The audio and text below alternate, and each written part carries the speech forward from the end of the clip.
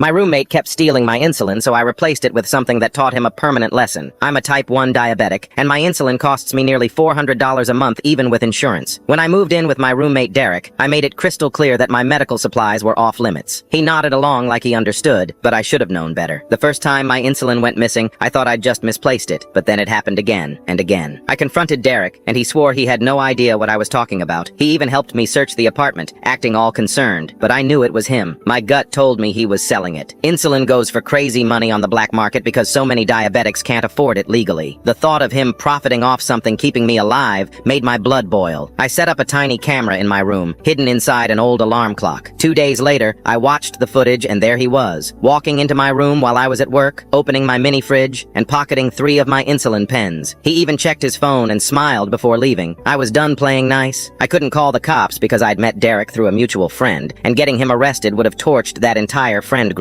Plus, I needed to stay in that apartment until my lease ended in 4 months. Moving costs would have destroyed me financially. So I came up with a plan. I ordered saline solution online and bought the exact same insulin pen cases Derek had been stealing. I carefully filled them with the saline, making sure they looked identical to my real insulin. Then I put them in my fridge in the same spot he always took them from. I moved my actual insulin to a locked box hidden in my gym bag. Then I waited. 3 days passed, and sure enough, when I checked my camera, Derek had taken 2 of the fake pens. I didn't hear anything for a week, but then Derek started getting anxious phone calls. I'd hear him in his room saying things like, "I don't know what's wrong with it. It's the same stuff." He was scared. 2 weeks later, I came home to find our apartment door busted open. Derek was sitting on the couch with a black eye and busted lip, shaking. He told me some guys broke in looking for him, said he ripped them off. He claimed he had no idea what they were talking about. I knew exactly what happened. Someone bought my fake insulin, it didn't work, and they came for payback. Derek was terrified because he genuinely didn't understand what went wrong. The next morning, there was an envelope on the kitchen counter with $400 cash and a note that said, "For the door." Derek thought I might have figured out he'd been causing trouble and was trying to keep me from kicking him out. I took the money without saying a word. Over the next month, Derek became paranoid. He started checking the windows constantly, asking me if I'd seen anyone suspicious around. He stopped having people over entirely. Then one day I came home and he was just gone. All his stuff was cleared out, and there were 2 months' rent in cash on the counter with his key. I never saw Derek again, but I hope whoever he sold that fake insulin to made sure the lesson stuck.